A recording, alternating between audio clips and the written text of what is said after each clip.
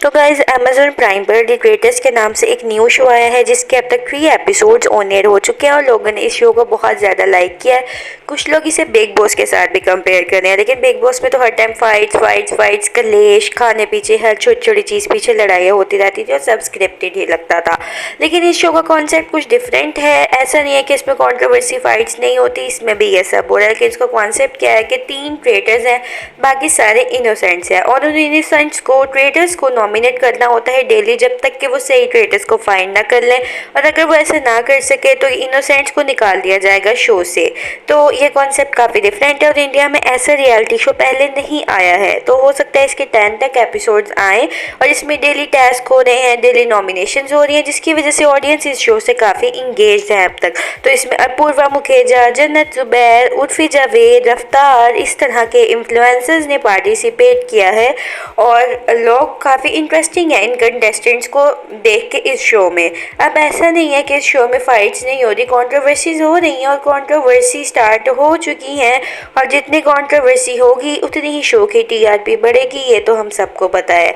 अब rebel kid का सबको पता है कि वो थोड़ी बोल्ड है और गाली भी दे देती है, बोलते बोलते उसे पता नहीं लगता है और उसने गाली दे भी दी है रफ्तार को इस शो में, लेकिन रफ्तार ने इस चीज़ को ज़्यादा सीरियस नहीं लिया है। रफ्तार इज़ गुड टू अपूर्वा, वैसे अपूर्वा बहुत अच्छी है बाय नेचर, बट अब वो एल्डर्स के साथ कैसे बात करती है, बिल्कुल जैसे अपने किसी छोटे से बात कर रही हो। हम तो एल्डर से बात करते हुए सर या जी ऐसे ऐसे करके बात करते हैं, लेकिन वो डायरेक्ट अपने एल्डर्स का नाम ले लेती है, जो कि देखने में काफ़ी ज़्यादा वियर्ड लगता है। अब उर्फी जावेद की कंट्रोवर्सी हुई है रिसेंटली अपूर्वा के साथ, जो कि काफ़ी ज़्यादा वायरल हुई थी पिछले दिनों। अपूर्वा रो रही थी अपनी मदर को याद करके और काफ़ी सैड हुई हुई थी और उस टाइम वो अकेले रहना चाहती थी। होता है ना कि हम कभी इमोशनल हो जाते हैं तो हम किसी को अपने आसपास नहीं देखना चाहते, तो फिर बार बार आकर अपूर्वा को डिस्टर्ब कर रही थी कि तुम्हें क्या हुआ, तुम्हें क्या हुआ, और अपूर्वा उसे कह रही थी कि लीव मी अलोन, और इस चीज़ का उर्फी ने बहुत बुरा मना लिया और उर्फी ने ऐसी बातें शुरू कर दी कि तुम हो कौन बहन, you are not at my level, मैं तो एक सेलिब्रिटी हूँ, अगर तुम बाहर होती तो मैं तुम्हें कभी मुंह ना लगाती, ये वो, जिसकी वजह से उर्फी को काफ़ी ज़्यादा ट्रोलिंग फेस करनी पड़ी, क्योंकि हमें पता लगा कि उर्फी कितनी बड़ी डेल्यूजनल वर्ल्ड में है। वो खुद को एक सेलिब्रिटी समझती है। यार कहाँ की सेलिब्रिटी हो तुम उर्फी जी, उसे ये नहीं पता कि उसे कितनी ट्रोलिंग फेस करना पड़ती है अपनी वियर्ड हरकत और वियर्ड कंटेंट की वजह से, वियर्ड फैशन सेंस की वजह से, और पास में जो वो रिवीलिंग क्लोथ्स पहन चुकी है उसकी वजह से क्रिंज क्वीन का भी टाइटल मिल गया था उर्फी को। तो कैसे तुम अपूर्वा को कह सकती हो कि मैं तुमसे ज़्यादा फेमस हो, तुम मेरे से जूनियर हो।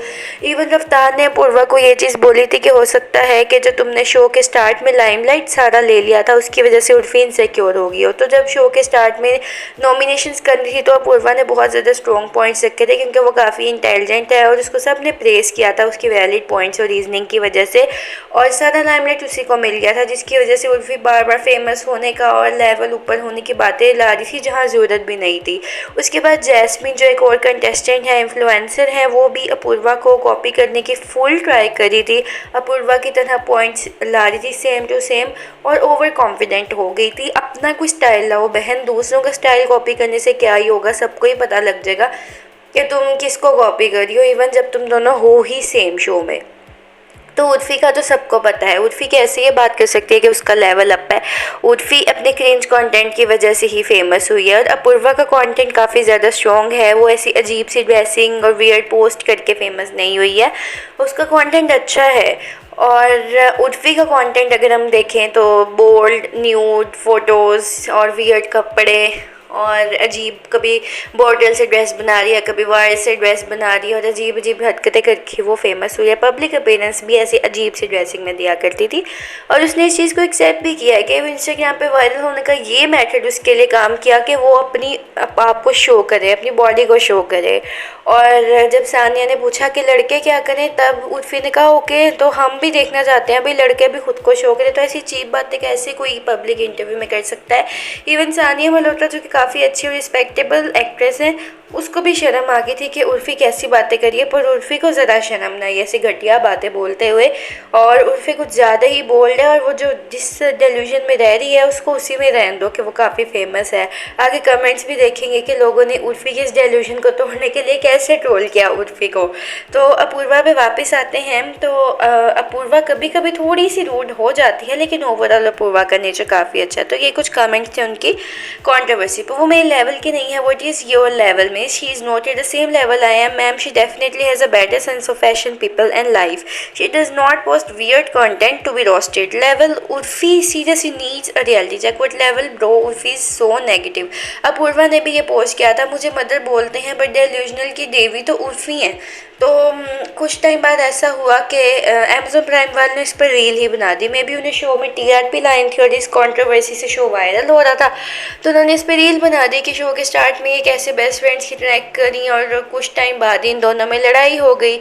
तो हो सकता है कि ये सब स्क्रिप्टेड ही हो शो में टीआरपी लाने के लिए, और क्योंकि उर्फ़ी को और अपूर्वा को सब जानते हैं इसलिए इनके बीच में शो ने कंट्रोवर्सी क्रिएट करवा दिया। क्योंकि जितना आप दिखोगे उतना ही आप बिकोगे, ये तो आपको रूल पता है कि कंट्रोवर्सी ज़्यादा जल्दी हिट होती है एज़ कम्पेयर टू टैलेंट। आज के टाइम में जो चीज़ जितनी कंट्रोवर्सी होगी लोगों को इतना ही इंटरेस्ट होगा उसे देखने में।